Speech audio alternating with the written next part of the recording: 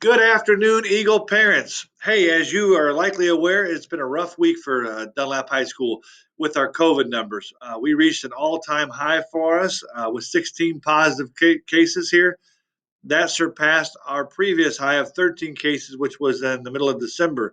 So the numbers are definitely going a direction that we are not happy with. Along with those positives, obviously the number of quarantined students also increases. Just so you know, none of us like to quarantine students. I mean, we understand, we have those conversations with parents and with students who choose to be in person for their learning, and then they did well during the in-person learning, and now they have to quarantine and go through that process, which is obviously more challenging for some of our students. And then to top it off, we have a lot of our extracurricular activities going on right now, so those students have to miss those as well. So none of us like to do that. And it's unfortunate that we've had to do that so often this week. What's happening is we have students that are still coming to school that are symptomatic, and it's leading to these positive cases and these quarantine numbers. So, parents, we ask you please ask your students if they're symptomatic or if they're feeling well before they leave for school, and if they are symptomatic or if they're not feeling well, please keep them home. I think that will really help.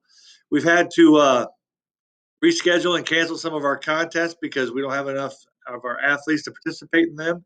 We've also had to reschedule and cancel contests because our opponents have had similar issues with their COVID numbers and it's affected them negatively. So where they don't have enough participants to field teams too.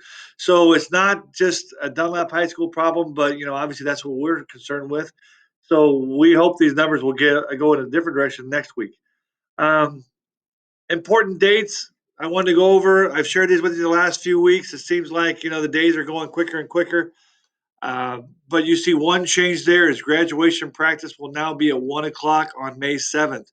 That's because we have AP testing going on in the morning, and for the first time, the AP Chem test is at that time and date, and there's 45 students scheduled to take that exam. So obviously, we have to have those students at our graduation practice. So we're moving that to 1 o'clock that afternoon. Also, along with the exam schedules, here's a rough draft of what those look like. On the May 25th, we'll have exams for first hour, second hour, third hour. May 27th, exams for fourth, fifth, and sixth hours. And May 27th will be for 0 and 7th hours and any makeup exams. Again, exams are optional. They can only raise your student's grade at this point. I will send out a more detailed format for our exam schedule and protocol so you're more aware of that next week. Other than that, hey, we are continuing to do a lot of different things towards the end of the school year. So thankfully, we got our ISA testing done. We got our SAT testing mostly done. The makeup date for that is April 27th.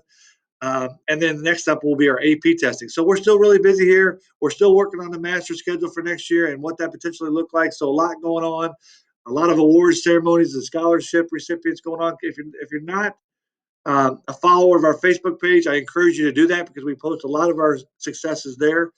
And it seems like every day we're posting something good that's happening to our Dunlap High School students. So, hey, without further delay, I know you want to get into the weekend. I want you guys to stay healthy and you stay classy, Dunlap.